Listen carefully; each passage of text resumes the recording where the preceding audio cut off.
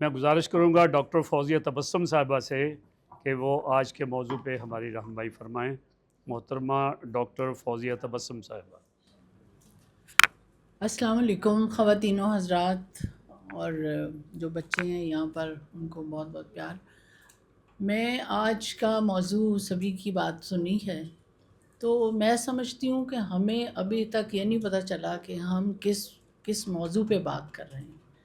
اس وقت جو بات ہم نے کرنی تھی وہ ہے فلم، تھیٹر اور ڈرامے معاشرتی اصلاح کے مؤثر ذرائع، اور مجھے بڑی خوشی تھی اور میں نے اسی لیے علی بخاری صاحب سے کہا کہ مجھے یہ موضوع بہت اچھا لگا اور مجھے خوشی بھی ہے کہ اس کے اوپر ہم بات کریں گے، تو میں ضرور آؤں گی۔ اور بات بچوں سے ہوتی ہوئی بڑوں تک پہنچ گئی۔ دیکھیں، ہم یہاں پر بچوں کی بات کرنے آئے ہیں، بچوں کے بارے میں بات کرنی چاہیے تھی، کیونکہ جو ہمارا میچور تھیٹر ہے اس کے بارے میں تو ہم لوگ سبھی جانتے ہیں کہ اس کا کیا حال کر رہے ہیں ان پڑھ جاہل قسم کے ڈائریکٹر اور رائٹر۔ آپ یہ مت کہیں کہ جو پڑھے لکھے لوگ ہیں، جو لکھنے والے لوگ ہیں، جو رائٹر لوگ ہیں، وہ برا لکھ رہے ہیں یا وہ ان کی تربیت کر رہے ہیں جو کچھ آپ تھیٹر میں دیکھ رہے ہیں۔ ایسا بالکل نہیں ہے۔ افسوس کی بات یہ ہے کہ جو انتہائی جاہل شخص ہوتا ہے وہ کہتا ہے کہ مجھے ڈرامے میں کام دے دیں، اس کا کچھ دن چل جاتا ہے، 1 2 دن 4 دن مہینہ، اور وہ تھوڑے تھوڑے پیسے کر کے آپ تھوڑے ہی دنوں میں، ہم نے خود ایسے لوگوں کو اپنے ڈراموں میں کام کروایا ہے اور وہ منتیں کر کے یہاں تک پہنچے ہیں کہ وہ تھوڑا کوئی انٹری دے دی ان کو اور وہ آہستہ آہستہ اس میں چلے گئے۔ ان کو نہ تو الف بے پتہ تھا کہ تھیٹر ہے کیا، نہ رائٹر ایسے ہیں کہ جن کو پتہ ہو کہ بیسیکلی اسکرپٹ ہوتا کیا ہے یا ڈرامے ہوتے کیا ہیں۔ تو ہم اس میں جو ہے وہ بالکل بھی قصور وہ رائٹرز کا نہیں ہے جو واقعی میں لکھنے والے ہیں۔ آپ یہ ضرور کلیپ کیجئے کہ جو اچھے ڈرامے لکھتے ہیں ان رائٹرز کے لیے آپ کو ضرور کلیپ کرنی چاہیے۔ دوسری بات یہ ہے کہ جو ہمارے افسوس کی بات یہ ہے کہ آپ نے اینک والے جن کی بات کی، بہت سارے، میں سمجھتی ہوں کہ یہ حمید صاحب نے جو کچھ بھی لکھا بہت خوبصورت لکھا، یہ انہی کی بدولت ہے کہ آج اینک والا جن آپ یاد کر رہے ہیں، اور وہ کتنے بڑے ادیب تھے اور کتنا انہوں نے کام کیا بچوں کے لیے۔ مگر مجھے پتہ ہے اس بات کا، اور میں جو ان کے بیٹے ہیں وہ ہمارے محلے دار ہیں، اور اے حمید صاحب سے جو ہے ملاقات صوفی غلام مصطفیٰ تبسم صاحب کے ساتھ بھی ہوتی اور اکٹھے بیٹھتے اور بات چیت ہوتی۔ صوفی اے حمید صاحب کے ڈرامے جو ان کے حفیظ طاہر صاحب کر رہے تھے، وہ آخری دنوں میں خود سے ہی ان کا اسکرپٹ لکھنا شروع ہو گئے تھے، اور وہ بدل بدل کے جو وہ لکھتے تھے وہ اس میں شامل نہیں کرتے تھے۔ یہ وہ ان کی بدقسمتی تھی اے حمید صاحب کی کہ ان کا اسکرپٹ ری رائٹ کیا جاتا تھا، اور وہ اس کا، کیونکہ ہمارے گھر میں ان کا آنا جانا تھا تو وہ اس چیز کی ہمیشہ شکوہ کرتے کہ میرے ڈراموں کے ساتھ، اینک والے جن کے ساتھ یہ کچھ ہو رہا ہے۔ یہاں تو بڑے بڑے جو رائٹر ہیں ان کے ساتھ یہ ہوا ہے۔ اب آپ صوفی صاحب کو لیں، صوفی تبسم، کیونکہ میرے دادا ہیں میں اس لیے نہیں یہ بات کر رہی، لیکن ہمارے یہاں پر جو بچوں کو ہم نے بھی پڑھا، ہم سے پہلے بھی بچوں نے پڑھا، اور یہ 1945 میں فرسٹ پوئم لکھی گئی ٹوٹ بٹوٹ، اور یہ اتنی پاپولر ہوئی کہ ہر رسالے میں جو ہے وہ چھپنے لگ گئی، اور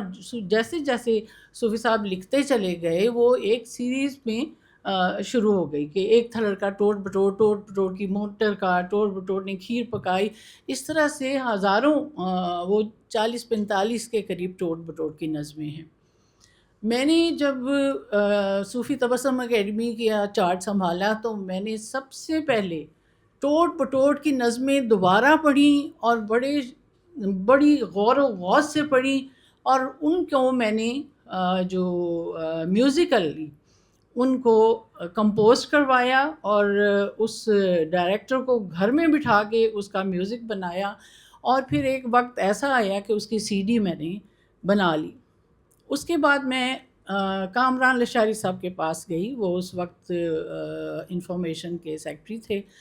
اور انہیں میں نے کہا کہ میری یہ خواہش ہے کہ ہم ٹوٹ بٹوٹ پر ایک اسکرپٹ میں لکھوں، کیونکہ میں لکھتی تھی اس وقت بھی، تو ان کی نظمیں جو ہیں ان کے تمام کریکٹرز اس اسکرپٹ کے اندر ہوں اور اسی کے ارد گرد گھومیں جو ان کی نظم ہے۔ تو ہم لوگ، اللہ کا شکر ہے کہ صوفی تبسم اکیڈمی اس میں کامیاب ہوئی، اور ہم نے ٹوٹ بٹوٹ چلڈرن فیسٹیول کرنا شروع کر دیا، اور اس ٹوٹ بٹوٹ فیسٹیول میں تمام بچے مختلف اسکولوں کے، میں لیٹر لکھا کرتی تھی، اور تمام اسکول کے بچوں کے ٹیچر اور ان کے پرنسپلز بچے خود الحمرا میں چھوڑ کے جاتے تھے، ان کی گاڑیاں لے کر آتی تھی، اور ہم 80 بچوں کے ساتھ مختلف 10 نظمیں صوفی صاحب کی، اس کو جو ہم نے ریکارڈ کی ہوئی تھی اس پر ہم فیسٹیول کرتے۔ اور آپ یقین کریں کہ الحمرا ہال نمبر 1 میں میں کیا کرتی، اور وہاں پر تل دھرنے کی جگہ نہ ہوتی، میں بچوں کو، جو خالی جگہ بیٹھنے کی نہیں ہوتی اس میں بھی میں نے بچوں کو بٹھایا، سائڈ پہ بٹھایا، سیڑھیوں میں بٹھایا، اور نہ صرف بچے بلکہ ان کے نانا نانی دادا دادی بھی دیکھنے آتے، کیونکہ وہ نظمیں ان کے بچپن کی تھی۔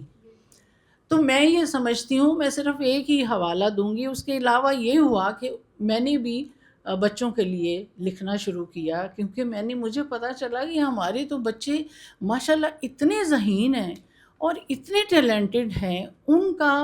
اس ڈراموں میں پارٹیسپیٹ کرنا اور ایکٹ کرنا، آپ یقین کریں کہ ہمارے چھوٹے چھوٹے بچے خود سے ایکٹ کرتے تھے۔ یہ نہیں ہے کہ ٹیچر ان کی انگلی پکڑ کے لا رہی ہے تو وہ ایکٹ کر رہا ہے، جو کچھ اسے سکھایا جاتا وہ فوراً، اور روتے تھے اگر ہم کسی کو نکالتے تھے تو وہ ان کے نانا نانی کہتے تھے کہ یہ تو کھانا بند کر دیا ہے، کہ میں نے تو ٹوٹ بروٹ ڈرامے میں ضرور کام کرنا ہے۔ تو آپ یہاں سے اندازہ لگائیں کہ اگر آپ کا پروڈکٹ جو ہے وہ اچھا ہے، اگر آپ اچھا لکھتے ہیں، مزاحیہ لکھتے ہیں، تربیت یافتہ لکھتے ہیں، اخلاق سکھاتے ہیں، تعلیم کا درس دیتے ہیں، جو کہ صوفی صاحب نے ان نظموں میں دیا ہوا ہے، اور کیا ہی بات ہے کہ وہ ایسا نہ ہو۔ ہمیں سب سے پہلے کامران لشاری صاحب سے میں نے کہا کہ دیکھیں ہمارے پاس اتنا بجٹ نہیں ہے، صوفی تبسم اکیڈمی ابھی ہم نے کام شروع کیا ہے، تو انہوں نے مجھے اس وقت 40,000 روپیز دیے تھے، اور میں نے اس 40,000 روپیز میں وہ سارا جو 7 دن کا فیسٹیول ترتیب دیا اور کیا، اس میں بچوں کے تمام جو سیٹ کے اور ان کے کپڑے اور ان کے سارے میں نے اسی میں ہی کیے جیسے بھی کیا۔ اور میرے ہسبینڈ ڈائریکٹر جو آغا شاہد صاحب اس وقت موجود ہیں ہال میں، انہوں نے ڈائریکٹ کیا، اور بے انتہا محنت ہم نے بچوں کو کروائی، اور 80 بچوں کو کروانا کام۔ پھر اس طرح یہ شروع ہوا سلسلہ، تو پھر ہم نے بال ناٹک ایک شروع کیا، اور اس کے تحت ہم نے پنجابی کے ڈرامے بھی بچوں کو پارٹیسپیٹ کروایا، اور اس کے لکھے، اور اس میں تمام تربیت، اور اس میں ان کو سچ دینی بھی ان کو تربیت دی، اور اس میں تمام اسکرپٹ جو بھی لکھے گئے وہ ایک ان سب باتوں کو سامنے رکھتے ہوئے لکھے گئے۔ اس کے علاوہ ہم نے جو اے پتر ہٹاتے نہیں وکدے پہ 2 ایکٹ کا ڈرامہ جو ہے وہ بھی کیا، اور ڈرامہ وہ کیا، اور پھر ہم نے میوزک کے حوالے سے سر کیا۔ میں سمجھتی ہوں کہ وہ بڑوں کے لیے جو سر ڈرامہ کیا، اس میں بھی ہم نے یہ یہاں تک کیا کہ کوئی ایسا ڈائلاگ نہ ہو، وہ ایک آرٹ ڈرامے تھے یہ، اے پتر ہٹاتے نہیں وکدے، اج آکھاں وارث شاہ نوں، اور یہ سارے ڈرامے جو صوفی تبسم اکیڈمی کرتی رہی ہے، پبلک دیکھنے آتی رہی ہے، اور اس میں کوئی لچر بات نہیں، کوئی کچھ نہیں۔ ہمارا سینسر بورڈ آتا تھا، وہ چیک کرتا تھا کہ ہم کیا لکھا جا رہا ہے، کیا پڑھا جا رہا ہے۔ اگر ہم نہیں کر سکتے، اگر ہم نے نہیں کیا، تو ایسی کیا بات ہے کہ جو اور لوگ ہیں جو کر رہے ہیں یہ کام، وہ کیوں نہیں کر سکتے ایسا؟ وہ کیوں نہیں سینسر کرتے ایسے ڈرامے؟ کیوں ڈانس ہوتے ہیں؟ کیوں ولگر باتیں ہوتی ہیں؟ یہ آخر کس کی کمزوری ہے یہاں پر؟ اس کو روکنے کی ضرورت ہے. اور میرا خیال ہے کہ عظمیٰ بخاری صاحبہ نے بہت پہلے سے یہ پروگرام تھا کہ ہم اچھے ڈرامے عوام کو دکھائیں، اور اس کے باوجود اگر پھر بھی کوئی ایسی بات ہوتی ہے تو میرا خیال ہے کہ ایسے لوگوں کو تھیٹر سے نکال دینا چاہیے جو اس کے باوجود گورنمنٹ کی بات میں جن کو سمجھ میں نہیں آ رہی. تو میں سمجھتی ہوں ہمیں فائنلی میں یہ کہوں گی کہ ہمارے پاس ادب بھی موجود ہے، ہمارے پاس مواد بھی موجود ہے، کہ ہمارے پاس کیا ٹاپک بھی موجود ہیں، لیکن اگر کمی ہے تو ہمیں فنڈنگ کی ہے. ہمیں فنڈنگ نہیں کی جاتی، ہمیں ایسا موقع نہیں دیا جاتا. جو اچھا کام کرنے والے ہیں کہ وہ آگے آئیں اور جو تھیٹر ہیں اس کے اوپر کام کریں اور لوگوں کو اچھی تفریح فراہم کریں.